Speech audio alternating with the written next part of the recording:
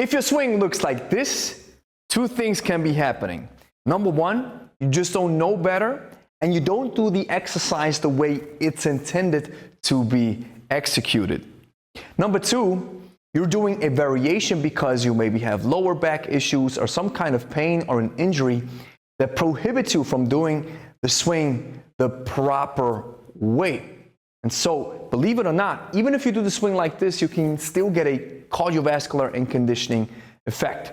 But one thing that is missing right here is the hips, especially the glutes. They don't do a lot of work right here.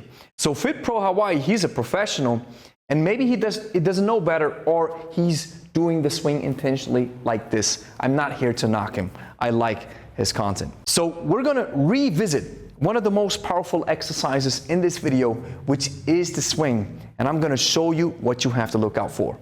And if you're looking for a kettlebell training system that takes you from a beginner to a professional in a very short amount of time, then join my free live webinar. You'll find the link in the description. And I'm gonna show you everything you need to become a professional kettlebell practitioner. Grüezi miteinander, Gregory von Lebe hier. I like these reactions. And I like when other people do the kettlebell swing because there's two things that can happen. Number one, I can look at that particular swing and maybe learn something new, something that I haven't seen or heard before. And once it clicks and if it makes sense, I can add it to my source of knowledge. And number two, it can be a learning experience because many people do that exercise wrong because it's not that easy. Yes, the execution is simple. Use your hips to drive the kettlebell upward. Keep the arms loose. Imagine like you are swinging a bag of rice up to a truck. Keep it very simple. But sometimes simple things are very hard to actually do. So let's check out the swing in its detail. I'm going to demonstrate the exercise first. You can watch. I'm giving you 10 reps. 1, 2, 3, 4, 5, 6, 7, 8, 9. Park the bell. Now let's break the exercise down in its components. I stand approximately half a meter distance to the kettlebell in a shoulder width stance, or maybe a little bit wider. When I start, I hinge. I'm pushing the hips back and the upper body leans forward as a reaction because my hips do all the work. And when I grab the kettlebell, I tilt it towards me so that the base is off the floor. And now, let's do a dry run. I'm pulling the bell with a lot of power between my legs. And I want to make sure that my arms make contact with my inner thighs. Now, as I want to come up in that top position, I imagine that I'm crushing grapes beneath my feet once I reach the top, and my arms stay glued and connected to my power source.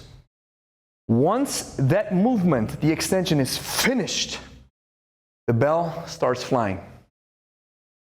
Now, ground reaction forces teach us that the kettlebell travels upwards, not forwards. So the elbows don't need to be fully extended. I can keep them loose. Gravity sets back in and the kettlebell drops. I wait for the arm to reconnect with my body, especially my upper arm, my triceps.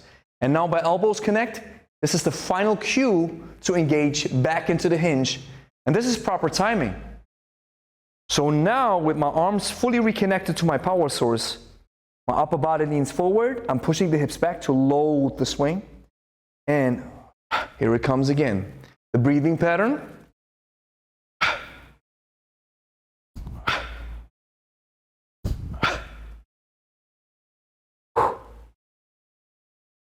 Especially with the breathing pattern, you don't want to make grimaces with your face.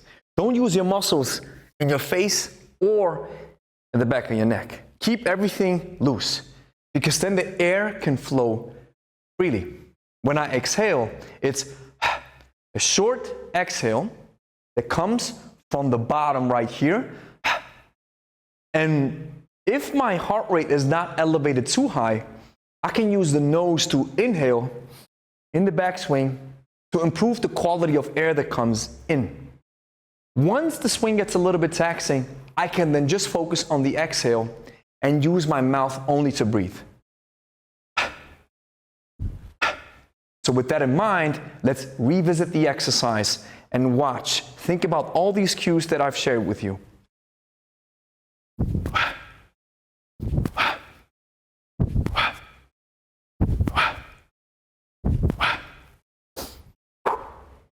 The biggest mistakes I see beginners do is using too much tension from the arms. They're lifting the bell with the arms, keeping them tight, because they're used, or human beings in general, we're used to move everything with our hands. But we have to keep them loose and instead focus on our power source. That is the core as well as the hips. This is where the energy comes from. So the kettlebell swing is a hip-dominant exercise. The second mistake that I see when the kettlebell drops between the legs again is that people hinge too early. And if we hinge too early without the arm reconnecting to the body, the lower back takes the brunt of the weight. And these two exercises can be very easily cured by thinking about keeping your arms loose and crushing grapes beneath your feet. Once you have mastered the kettlebell swing, there's a couple of variations that you can then jump into, which I'm going to show you right now. The one-arm swing.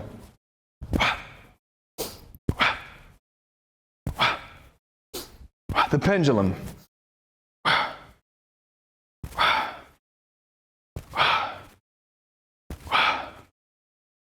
The high pull.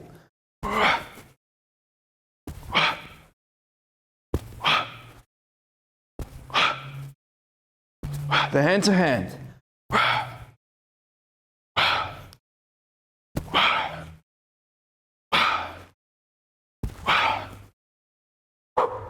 Your first swings are your worst swings. Do not be intimidated, especially with a lighter bell. And do not lose hope and get too frustrated when you learn the exercise. Ballistic movements require an element that is not easy to control. It's unpredictable. And to master this element, it takes skill and patience. Here's the next thing that you have to do. Clean and press that like and subscribe button. Share with a friend who's also interested in kettlebells. And if you made it this far, check out my free live webinar. Link is in the description. I'm going to teach you how to become a kettlebell advanced professional practitioner, even if you're not fit and even if you've never touched a kettlebell in your life. There's a couple of things that you have to understand because the kettlebell is a deep rabbit hole. What you're seeing and what I've taught you is the tip of the iceberg. The kettlebell universe is vast and big. And if you like that exercise, I want to invite you to my webinar. Please sign up right now and you can ask questions afterwards.